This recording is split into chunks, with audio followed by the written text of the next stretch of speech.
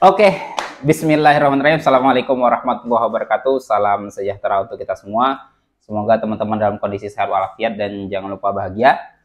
Selamat datang kembali di Islam Rahmat Talks, ruang belajar bagi peneliti pemula.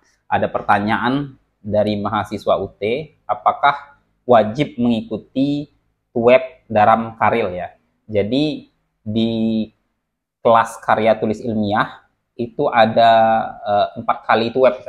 Web itu kan tutorial website. Jadi kita bertemu dengan dosen yang membimbing pengerjaan Karil. Jadi ada 4 kali pertemuan.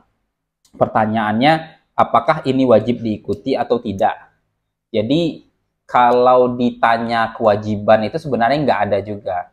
Karena web itu, kehadiran itu tidak ada dalam penilaian karya tulis ilmiah. Yang dinilai dalam karya tulis ilmiah mahasiswa itu adalah murni dari artikel yang dikirim atau naskah artikel yang dikirim. Contohnya misalnya terkait dengan ukuran kertas, kemudian kesesuaian judul dengan jurusan, kemudian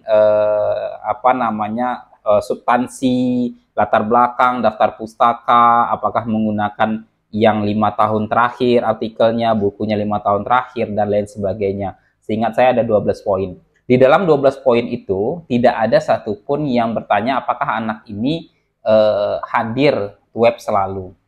Nah, hanya saja penekanan pentingnya mengikuti web ini adalah ajang bagi mahasiswa untuk mengetahui materi penulisan artikel lebih mendalam, plus bisa bimbingan tatap muka dengan dosen ya. Walaupun sekarang sudah banyak dosen yang mengizinkan bimbingan melalui WhatsApp, termasuk saya juga, tapi lebih baik ketika mahasiswa mendengarkan langsung dan bertanya secara langsung. Jadi dikoreksi.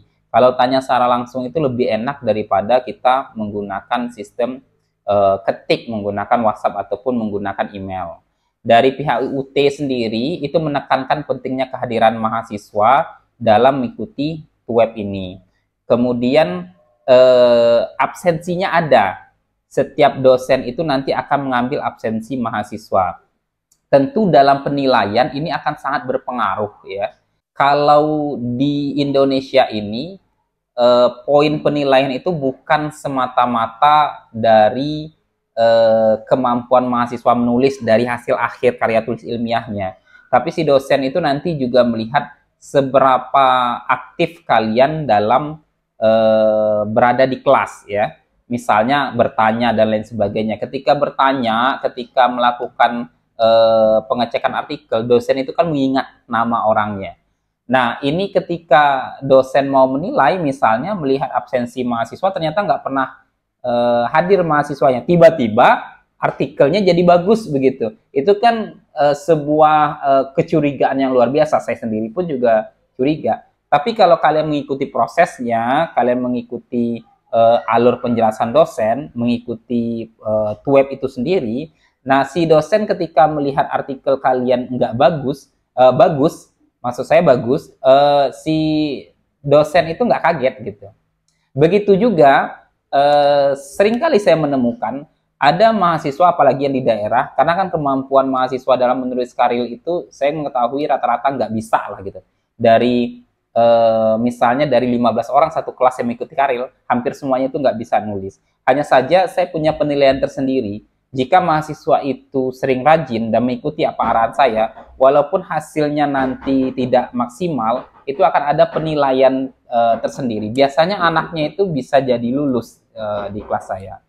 Mungkin itu saja yang bisa saya jawab terkait dengan kewajiban web ini. Mudah-mudahan web kalian, bukan web ya, mudah-mudahan naskah kalian selesai dan kalian mendapatkan nilai yang maksimal. Nilai lulusnya itu seingat saya di atas 75. Demikian, Assalamualaikum warahmatullahi wabarakatuh.